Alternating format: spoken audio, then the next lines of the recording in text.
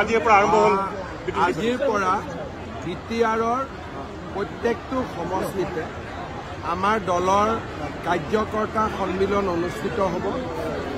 20 আগষ্টলৈকে যিমানখিনি পাৰোঁ সভাত মই আহিম। ৰাজ্যিক সভাপতি দিলীপ শইকীয়া ডাঙৰীয়ায়ো সম্বোধন কৰিব। আমাৰ চেষ্টা হ'ব যাতে 40টা সমষ্টিতে বিজেপি দলৰ একোখন কাৰ্যকৰ্তা সন্মিলন অনুষ্ঠিত হ'ব পাৰে।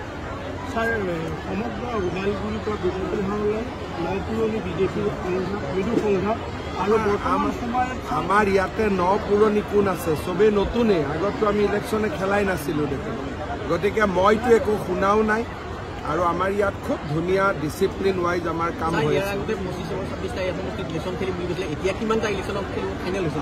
ফাইনেল হোৱা নাই, এই ট'ৰটোৰ পিছত ফাইনেল কৰিম। আমি 25 আগষ্ট তাৰিখে ফাইনেল কৰিম কিমান সমষ্টিত ইলেকশ্যন খেলিম আৰু যিমান পাৰোঁ আমি বেছি সমষ্টিত ইলেকশ্যন খেলিম।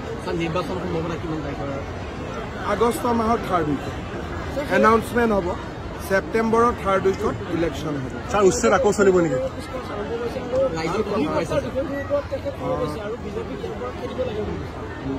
মানে যোন জেগাত বিদেশী আছে, সন্দেহযুক্ত নাগৰিক আছে, আমি এইখিনি এভিকশ্যন কৰি দিওঁ আৰু সেইটো আমি এটা লক্ষ্য বান্ধি লৈছোঁ। কামত আমি আগবাঢ়ি আছোঁ, আমি ধুনীয়াকৈ আগবাঢ়ি গৈ থাকিম।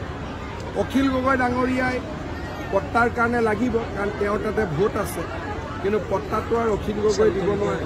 তেওঁতো মন্ত্ৰীও নহয়, চৰকাৰো তেওঁ নাহে।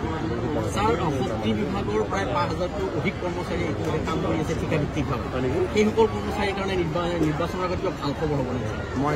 মই নাজানো, পাৱাৰ মিনিষ্টাৰক আপোনালোকে সুধিব লাগিব। ছাৰ আকৌ সংসদত ৰাহুল গান্ধী প্ৰসংগত উঠাইছে।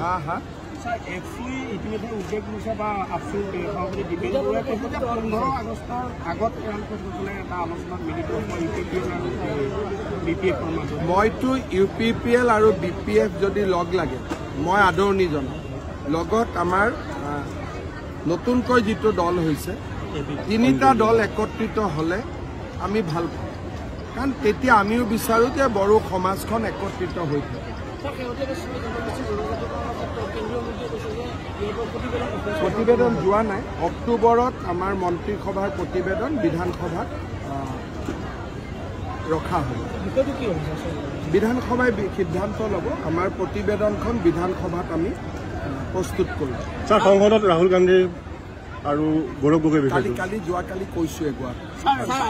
এটা কথা আছে ছাৰ, জাষ্ট আপোনাৰ BPF চৰকাৰৰ দিনত প্ৰায় 500তকৈও অধিক তাৰমানে যিটো ফিক্স ডিপজিটৰ যিটো ফিক্স চাকৰি, সেই চাকৰিটো দিয়া হ'ল, কিন্তু 5 বছৰ ধৰি তেওঁলোকে আজি তাৰিখলৈকে দৰমহা পোৱা নাই। BTRৰ ভিতৰৰ বহুত কথা মই নাজানো, কাৰণ আমি বিজেপিও দূৰৰ পৰাহে থাকোঁ।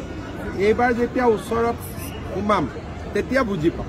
হ'ব। Thank you sir.